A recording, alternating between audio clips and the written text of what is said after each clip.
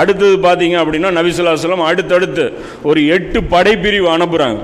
அதாவது வந்து short பீரியட்லேயே Khalid இப்னு அப்துல்லா தலைமையில் ஒரு எல்லாமே இந்த கிராமவாசிகள் தான். ஏன்னா இவங்க பார்த்தீங்கன்னா செதறி போய் கிடப்பாங்க. இந்த ராஜஸ்தான் மாதிரியான ஊர்களில் இன்றைக்கும் பார்த்தீங்க அப்படின்னா இந்த பவாரியாங்கிற குரூப்பு அதெல்லாம் அங்கங்கே இந்த கொள்ளை கூட்டம் இருக்கும், ஒரு தலைவன் இருக்கும். இவங்க பார்த்தீங்கன்னா இவங்களுடைய இன்ஃபார்மர் இருப்பாங்க. கட்டுப்படுத்துறதுக்கு கஷ்டமான ஆட்கள் இவங்க. ஏன்னா இவங்ககிட்ட எந்த ஒரு இவங்களுடைய ஒர்க்கிங் ஸ்டைல் ஒரு மாதிரியாக இருக்கும். அதான் இறக்க குணமே இவங்களுக்கு இருக்காது. அதான் ரசூல் இஸ்லாத்துக்கு வந்ததுக்கப்புறம் கூட ரசூலாவை எப்படி தர்மம் கேட்குறாங்க, கழுத்தில் துணியை சுற்றி கூடு இந்த மாதிரிலாம் கேட்டு அந்த மாதிரியான ஒரு மென்டாலிட்டி இருக்கிற ஆட்கள். அப்போ இவங்களை ஒடுக்கிறதுக்காக நபி ஸல்லல்லாஹு அலைஹி வஸல்லம் என்ன பண்ணுறாங்க, ஹாலித் இப்னு அப்துல்லாங்கிற அவருடைய நபித்தோழர் தலைமையில் ஒரு படைப்பிரிவு, ஹிஸ்மாங்கிற அந்த நபித்தோழர் தலைமையில் ஒரு படைப்பிரிவு, உமர் இப்னு ஹத்தாப் ரலியல்லாஹு அன்ஹு அவங்களுடைய தலைமையிலும் ஒரு படைப்பிரிவு, பஷீர் இப்னு சாத் அவங்களுடைய தலைமையில் ஒரு படைப்பிரிவு, மறுபடியும் ஹாலித் இப்னு அப்துல்லாங்கிற அவருடைய தலைமையில் மறுபடியும் ஒரு படைப்பிரிவு, அப்துல்லா இப்னு ரவாஹாங்கிற அந்த நபித்தோழர் மூலமாக இன்னொரு படைப்பிரிவு, பஷீர் இப்னு சாத் மறுபடியும் அவங்களுடைய தலைமையில் இன்னொரு படைப்பிரிவும், அபு ஹத்ரத் அப்படிங்கிற நபித்தோழருடைய தலைமையில் இன்னொரு படைப்பிரிவும், நபி ஸல்லல்லாஹு அலைஹி வஸல்லம் இத்தனை படைப்பிரிவுகள் இந்த ஷார்ட் பீரியடில் ஒரு 6 மாதத்துக்குள்ளே அனுப்புகிறாங்க.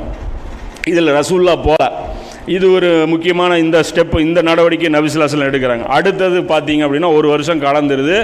அந்த உம்ராவுக்கு, அதாவது ஹுதைபியா உடன்படிக்கையில் வந்து தடுக்கப்பட்ட அந்த உம்ரா இருக்கு இல்லையா, அந்த உம்ரா செய்யக்கூடிய அந்த காலகட்டம் வருது. அப்போ அதில் வந்து நபி ஸல்லல்லாஹு அலைஹி வஸல்லம் என்ன பண்ணுறாங்க, ஹுதைபியா உடன்படிக்கையின் போது, அதாவது போன உம்ராவுக்கு யாரெல்லாம் போனாங்களோ அவங்க ஒரு ஆள் கூட இருக்கக்கூடாது, எல்லாரும் வந்துருங்கன்னு சொல்லி நபி ஸல்லல்லாஹு அலைஹி வஸல்லம் கூப்பிட்டுட்டாங்க. அதே மாதிரி எக்ஸ்ட்ரா ஆட்களும் கூப்பிட்டுட்டு போனாங்க. அதாவது இப்போ தான் ஓப்பன் ஆகி போச்சு இல்லை, அது இல்லாமல் அந்த ஒப்பந்தத்தில் அந்த ஷரத்தும் உடஞ்சி போச்சு இல்லை. அதாவது அந்த இங்கே மதீனாலேருந்து யார் அதாவது மக்காலேருந்து யார் வேணாலும் மதீனா வந்து தங்கிடலான்னு சொல்லி இவங்களே விட்டு கொடுத்துட்டாங்க. அதான் அந்த மாதிரி ஷரத்தாகி போச்சு. அந்த அடிப்படையிலையும் ரசூல்லா வந்து கூப்பிட்டு போகிறாங்க. அப்பயும் ரசூல்லாவுடைய ஜாக்கிரதை நம்புறாங்க. சும்மா அதாவது அவங்க என்ன சொன்னாங்க, தாராளமாக வாங்க செய்யுங்க அப்படின்னு. ரசூல் என்ன பண்ணாங்க, படையை கூப்பிட்டு போகிறாங்க. இது மாதிரி நம்மளும் இருக்கணும். ரசூல்லாவிட்டிருந்து நம்ம எல்லா அறிவுமே நம்ம கற்றுக்கணும். ரசூல்லாவை பற்றி அல்லாஹ் சொல்லும்போது உஸ்வத்துல் ஹசனாங்கும்போது, அதாவது ஒரு காஃபிர் வந்து ஒரு ஒப்பந்தம் சொல்கிறான்னா முன்னெச்சரிக்கை நடவடிக்கைகள் நம்மகிட்ட இருக்கணும். அப்படியே முழுசாக அவனை நம்பி அந்த ஒப்பந்தத்தை போய் அப்படியே நம்ம வந்து போய் மாட்டிக்கக்கூடாது. ஏன்னா ஒப்பந்தத்தை மீறினா என்ன ஆயிரும், சூசைட் ஆயிரும். அப்போ ரசூலா என்ன பண்ணுறாங்க, 200 வீரர்கள் ஃபுல் ஆயுதத்தோட செலக்ட் பண்ணிக்கிறாங்க. மீதி இருக்கிற ஆள்களுக்கும் ஃபுல் ஆயுதம் எடுத்துக்கிறாங்க. கண்டிஷன் என்ன, ஆயுதம் எடுத்துகிட்டு வரக்கூடாதுன்னு தானே ரசூலா எப்படி ஹேண்டில் பண்ணுறாங்க பாருங்க. அதாவது இவங்க என்ன சொல்கிறாங்க, மக்கா வரும்போது ஆயுதம் எடுத்துகிட்டு வரக்கூடாது, வெறும் நிராயுதபாணியாக வரணும், வேணும்னா ஒரு கையில் ஒரே ஒரு ஆயுதம் வச்சுக்கலாம், பிரயாணி எவ்வளோ எடுத்துகிட்டு போனால் அவ்வளோதான் எடுத்துகிட்டு வரணுன்னாங்க. இவர் என்ன பண்ணுறாரு, ஒரு உம்ராக்கு அந்த போன பேட்ச்சு அதை மட்டும்தான் எடுத்துகிட்டு போகுது, எக்ஸ்ட்ரா ஒரு 200 ஃபோர்ஸு. இவங்க அந்த கண்டிஷனில் இல்லை, இவங்களுக்கு ஃபுல் ஆயுதம் கொடுத்து கூப்பிட்டு வராங்க. கூட்டிகிட்டு நேராக என்ன பண்ணுறாங்க, யாஜூஜுங்கிற ஒரு இடத்துல வந்து நபி ஸல்லல்லாஹு அலைஹி வஸல்லம் நிறுத்துறாங்க. நிறுத்திட்டு குறைஷியை வந்து நம்ப முடியாதுங்கிறதுனால அந்த ஒரு ஸ்பாட்டில், அதாவது மக்காவுடைய கொஞ்சம் அவுட்டர்லேயே நிறுத்திடுறாங்க.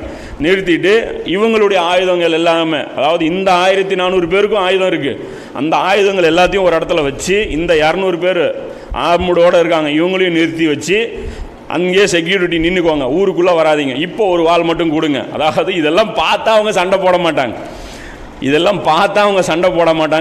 கொண்டாந்தாங்க பார்டரில். இதெல்லாம் இவ்வளோ சேஃப்டி பண்ணிவிட்டு இப்போ அந்த வாளை மட்டும் கொடுன்னு சொல்லி எடுத்து எஹ்ராமு கட்டிக்கிட்டு நேராக தல்பியா சொல்லிட்டு போகிறாங்க.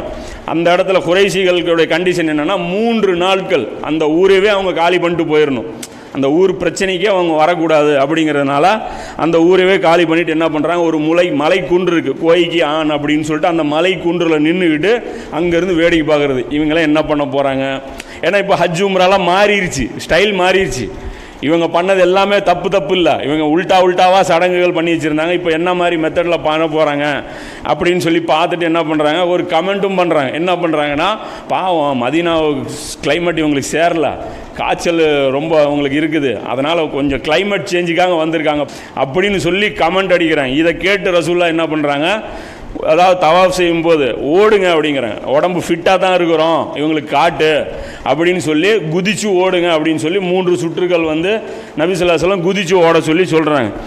அதில் வந்து அப்துல்லா பின் ரவாஹா என்ன பண்ணுறாரு, இன்னும் வந்து கவிதை வேற பாடுறாரு. குறைஷிகளை பிடிச்சி நல்லா ஒரு காய்ச்சி ஒரு கவிதை பாடினோன்னு உமர்லையும் என்னங்கிறாங்க, நிறுத்து, என்ன கவிதை பாடுறியா, அதுவும் ரசூல்லா முன்னாடி. ஏன்னா குர்ஆனில் கவிதை வந்து தடை செய்யப்பட்டிருக்கு.